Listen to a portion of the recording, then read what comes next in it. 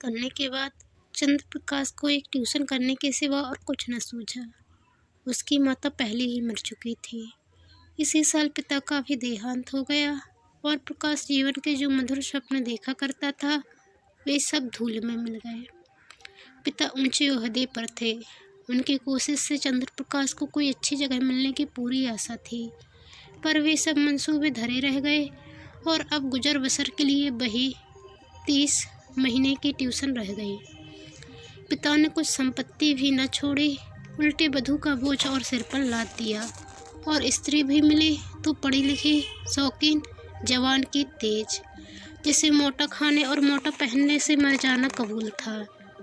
चंद्र प्रकाश को 30 की नौकरी करते शर्म तो आई, लेकिन ठाकुर साहब ने रहने का स्थान देकर उसके आंसू पोंछ दिए।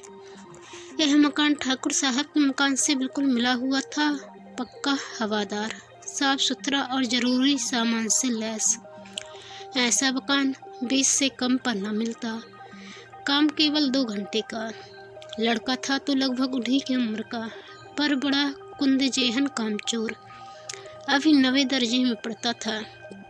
सबसे बड़ी बात यह है कि ठाकुर और ठकुराइन दोनों प्रकाश का बहुत आदर करते थे, बल्कि उसे लड़का ही समझते थे। वह नौकर नहीं, घर का आदमी था और घर के हर एक मामले में उसकी सलाह ली जाती थी। ठाकुर साहब अंग्रेजी नहीं जानते थे। उनकी समझ में अंग्रेजी ज़्यादा, लौंडा भी उनसे ज़्यादा बुद्धिमान, चतुर और तजर्बेकार था। संध्या का समय था। प्रकाश ने अपने शिष्य वीरेंद्र को पढ़ाकर छड़ी उठाई तो ठकुराइन ने आकर कहा, अभी न जाओ बेटा, जरा मेरे साथ आओ, तुमसे कुछ सलाह करनी है। प्रकाश ने मन में सोचा, आज कैसी सलाह है? वीरेंद्र के सामने क्यों नहीं कहा? उसे भीतर ले जाकर रमा देवी ने कहा, तुम्हारी क्या सलाह है? वीरू को ब्याह दूं? एक बहुत अच्छी घर से संदेशा आया है। प्रकाश ने मुस्कुराकर कहा, यह तो वीरू बाबू ही से पूछिए। नहीं, मैं तुमसे पूछती हूँ। प्रकाश ने असमंजस में पढ़कर कहा, मैं इस विषय में क्या सलाह दे सकता हूँ? उनका 20वां साल तो है, लेकिन यह समझ लीजिए कि पढ़ना हो चुका। तो अभी न करूँ, यही सलाह है? जैसा आप उचित समझे। मैंने तो दोनों बातें कह दी, तो कर डालूं? मुझे यही डर लगता है कि लड़का कहीं बहक न जाए। मेरे रहते इसकी तो आप चिंता न करें। हाँ, इच्छा हो तो कर डालिए, कोई हरज भी नहीं है। सब तैयारियां तुम्हीं को करनी पड़ेंगी, यह समझ लो। तो मैं इनकार कब करता हूँ? रोटी के खैर मनाने वाले शिक्षित युवकों में एक प्रकार की दुविधा होती है जो उन्हें अपनी सत कहने से रोकती है। प्रकाश में भी यही कमजोरी थी। बात पक्की हो गई और विवाह का सामान होने लगा। ठाकुर साहब उन मनुष्यों में थे जिन्हें अपने ऊपर विश्वास नहीं होता। उनकी निगाह में प्रकाश की डिग्री उनके 60 साल के अनुभव से कहीं मूल्यवान थी। विवाह का सारा आयोजन प्रकाश के हाथों में था।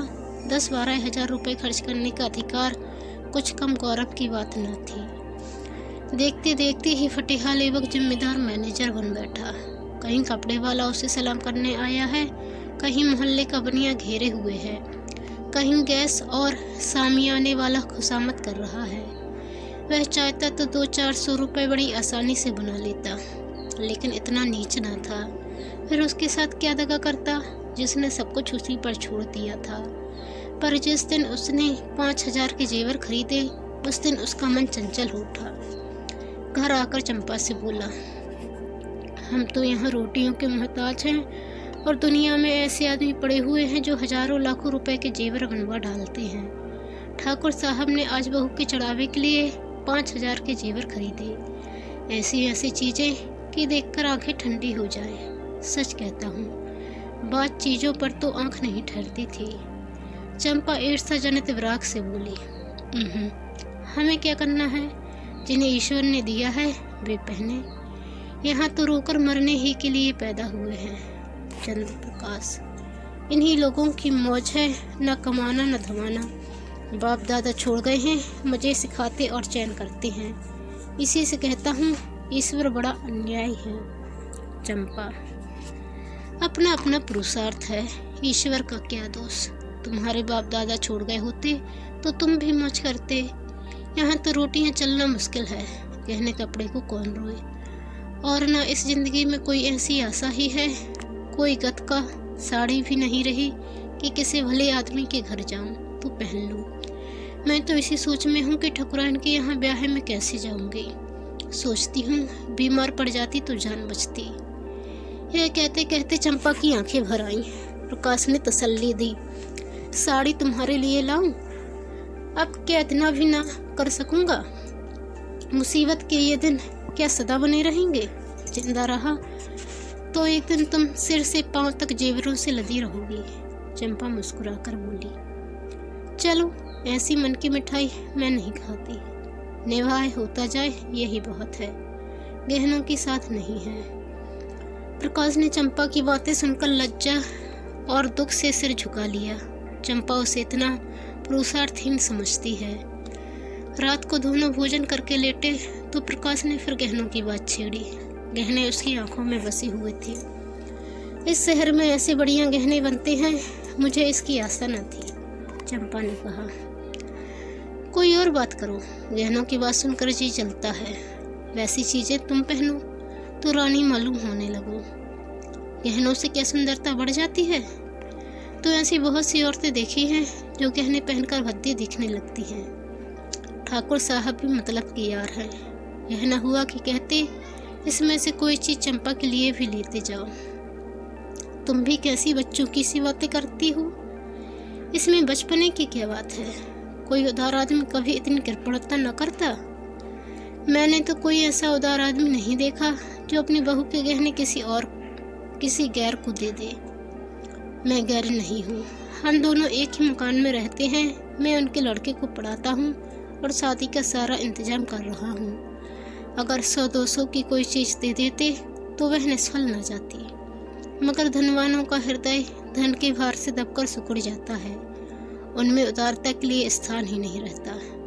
रात के 12 बज गए हैं, फिर भी प्रकाश को नींद नहीं आती। बार बार ही चमकीले गहने आंखों के सामने आ जाते हैं। कुछ बादल हुए हैं और बार बार बिजली चमक उठती है। सहसा प्रकाश चारपाई से उठ खड़ा हुआ। उसे चंपा का आभूषणहीन अंग देखकर दया आई। यही तो खाने पहनने की उम्र है और इसी उम्र में इस बेचारे को हर एक चीज के लिए तरसना पड़ रहा है। वह दबे पांव कमरे से बाहर निकलकर छत पर आया। ठाकुर साहब की छत इस छत से मिली हुई थी। बीच में एक 5 फीट ऊंची दीवार थी। वह दीवार पर चढ़कर ठाकुर साहब की छत पर आहिस्ता से उतर गया। घर में बिल्कुल सन्नाटा था। उसने सोचा पहले जीने से उतरकर ठाकुर साहब के कमरे में चलूं।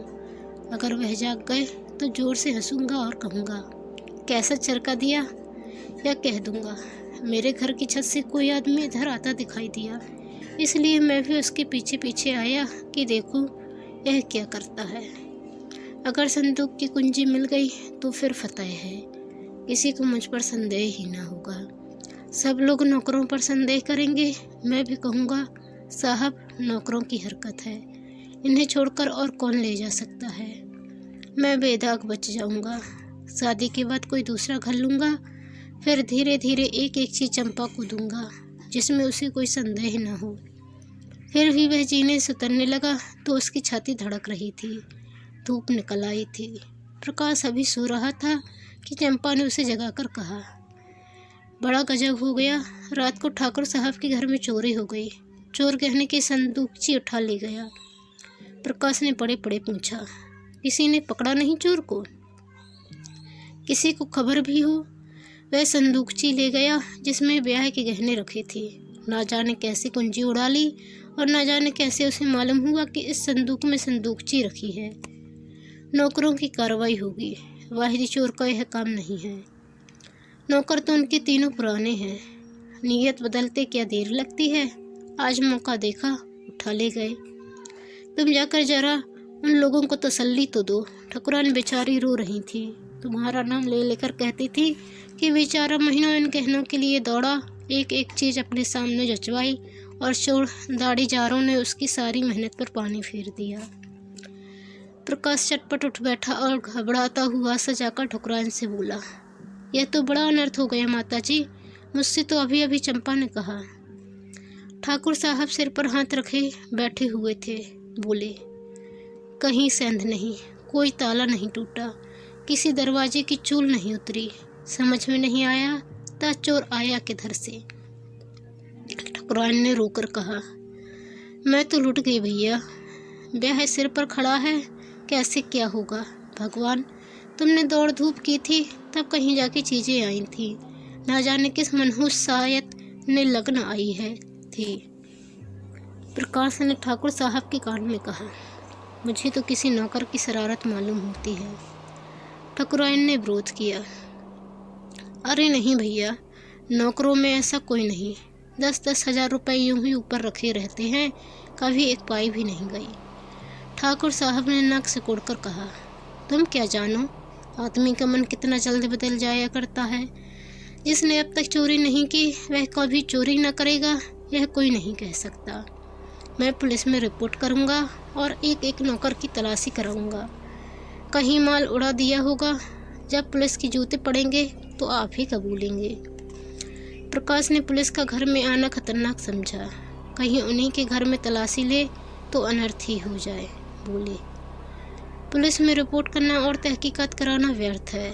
पुलिस माल तो ना बरामद कर सकेगी, हाँ नौकरों को मारपीट भले ही लेगी, कुछ नज़र भी उसे चाहिए, नहीं तो कोई दूसरा ही सॉन्ग खड़ा कर देगी।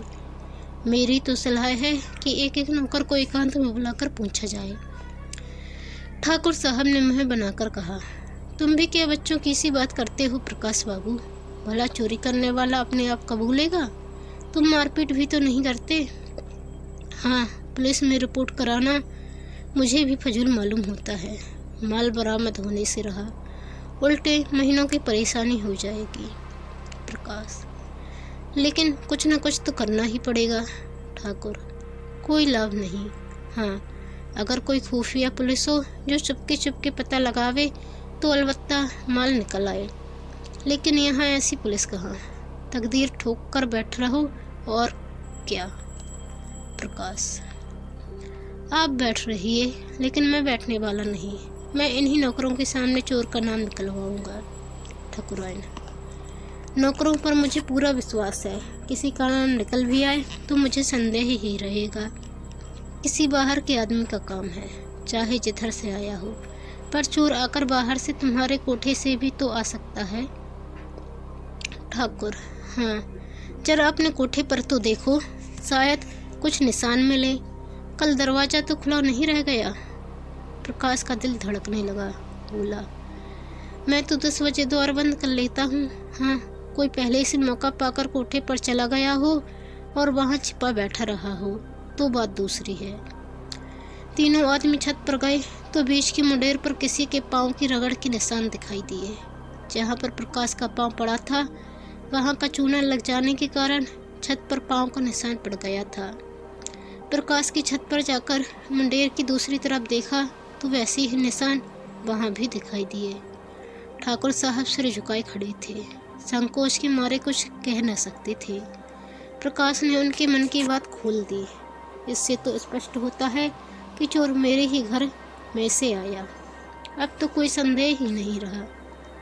ठाकुर साहब ने कहा, हाँ, मैं भी यही समझता हूँ, लेकिन इतना पता लग जाने से ही तय हुआ, माल तो जाना था, सो गया। अब चलो आराम से बैठे, आज रुपए की कोई फिक्र करनी होगी। प्रकाश, मैं आज ही वह घर छोड़ दूंगा। ठाकुर, क्यों, इसमें तुम्हारा कोई दोष नहीं। प्रकाश, आप कहें, लेकिन मैं समझता हूँ मेरे सिर बड़ा भारी अपराध लग गया। मेरा दरवाज़ा 9-10 बजे तक खुला ही रहता है, चोर ने रास्ता देख लिया, संभव है 2-4 दिन में फिर आ घुसे। घर में अकेली एक औरत सारे घर की निगरानी नहीं कर सकती।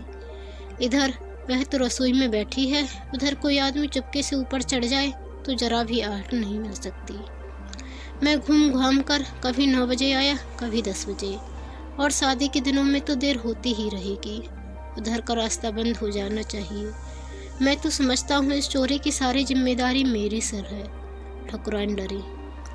तुम चले जाओगे भैया, तब तो घर और फाड़ खाएगा। प्रकाश, कुछ भी हो माता जी, मुझे बहुत जल्द घर छोड़ना ही पड़ेगा। मेरी गफलत से चोरी हुई, उसका मुझे प्रायश्चित करना ही पड़ेगा। तो दोस्तों, ये थी प्रेमचंद जी द्वारा लिखी कहानी चमत्कार। आपको कहानी कैसी लगी कमेंट कर जरूर बताएं। चैनल पर नए आए हैं तो प्लीज़ चैनल को सब्सक्राइब कर बेल आइकन को क्लिक कर